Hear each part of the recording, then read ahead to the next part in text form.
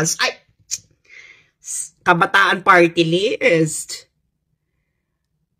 21 million pala ginastos sa inyo ng taong bayan, Kabataan Party List. Noong 2020, 21 million.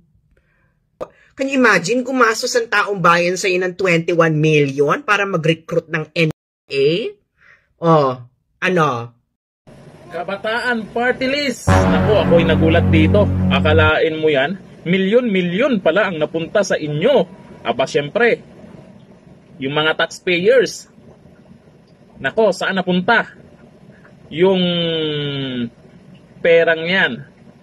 Nako, alam na. Baka umakyat na sa bundok yung perang yan.